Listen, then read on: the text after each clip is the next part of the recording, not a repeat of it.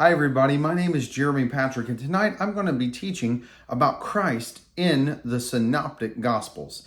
I brought a picture for everybody to see tonight. This is called the Helen St. Mary Mosaic. It's in the British Museum. This is the oldest known representation of Jesus Christ. This is a mosaic that was really popular in Roman houses. In fact, here is the mosaic itself. You can notice that symbol of Chi-Rho there that stands for Jesus or Christ. And so this is what they say that he looked like. This was the oldest known available photo. How'd you like to be photographed like that, huh?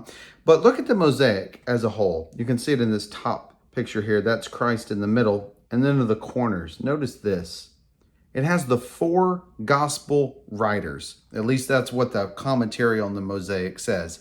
So you've got the oldest known representation of Christ and the four gospel writers right there with him. Now, did Jesus look like this? Probably not. It was probably just a mosaic that they had in their house.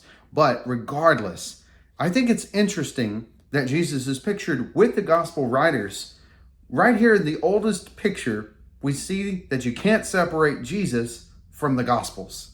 And you know, the first-hand account that we receive from the Gospels, Matthew, Mark, Luke, and John, the first four books of the New Testament, are so important in understanding the mission and the message of Jesus. And one of the things that you notice as you go through and begin to read the New Testament is that they have a similarity. Have you noticed that before?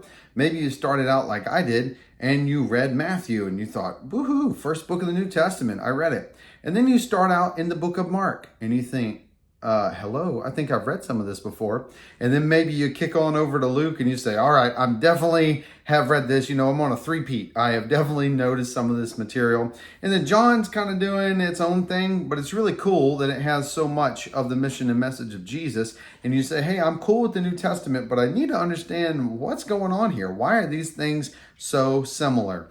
Well, the Matthew, Mark, and Luke are called the Synoptic Gospels. In fact, according to Bible study tools online, they say that in the early church, a synopsis was actually made of three.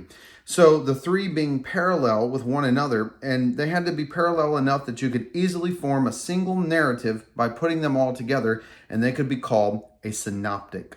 So what's another way to say that? Let's just change the word synoptic and call them similar gospels. They're all similar. Now, why are they similar and what's going on there? Well, that's a complicated question, but let's kind of dive into maybe an easy way that we could look at it. The most common theory is called Markan theory or Markan priority. And it talks about the theory that Mark came first because 90% of what's found in the Gospel of Mark is found in either Matthew or Luke. And so the theory of the smart people, the scholars, tell us is that Mark came first and then somehow later Matthew and Luke were able to reference some of this material and incorporate it into their own Gospels. What's this deal sometimes you hear called the Q document or Q source material? Is somebody hiding a book of the Bible from us? No. The Q is just referencing maybe material that we don't have or that we don't know about. Maybe Mark had something written down. It could have been notes. It was really common in the time for them to write down the oral tradition of what Jesus had taught, the sayings of Jesus. And so maybe Mark had some kind of a list of the sayings or the teachings of Jesus. They were written down, and Mark was able to take and pull from that and write his gospel based on some of that source material. If it was there, we could refer to it as a Q source material.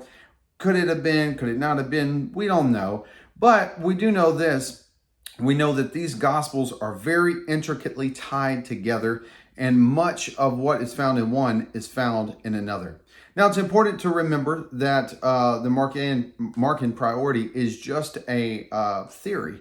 We believe that that's the case. It's the most popular theory today.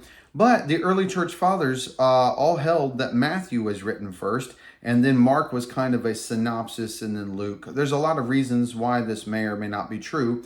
But I think as people of God, we need to be able to have an answer for people who are asking us, especially when it comes to an issue that's so important, the validity of the scripture and the validity of the gospels. And we don't want to not be able to give even just a basic answer. You may not be a scholar. That's okay. I'm not either. But we can together have some understanding that can help us to explain maybe to an unbeliever or a new believer about why these gospels are so similar. So they're not repeats, but they are tied together intricately, and perhaps that'll help you a little bit in the future. Thank you so much.